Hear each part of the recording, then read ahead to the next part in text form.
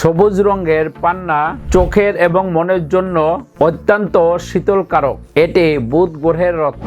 পান্না মানুষের স্নায়ুতন্ত্রকে শান্ত রাখে, চিন্তা করার ক্ষমতা পরিষ্কার করে, মানসিকভাবে ফ্রেশ থাকতে সাহায্য করে, এমনকি আত্মবিশ্বাস বাড়াতেও সাহায্য করে। যারা সিদ্ধান্তহীনতা ভোগেন বা বেশি নার্ভাস অনুভব করেন তাদের জন্য পান্না পাথর খুবই গুরুত্বপূর্ণ।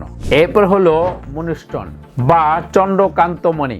নামের মতোই এটি চাঁদের স্নিগ্ধতা বহন করে।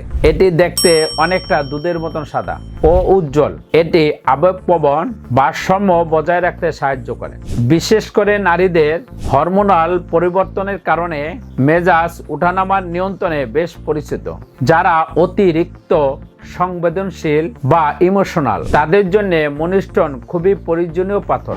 এরপর হলো ফিরোজা। ফিরোজা পাথরটি হাজার বছর ধরে সুরক্ষা ও শান্তির প্রতীক হিসাবে ব্যবহার হয়ে আসছে।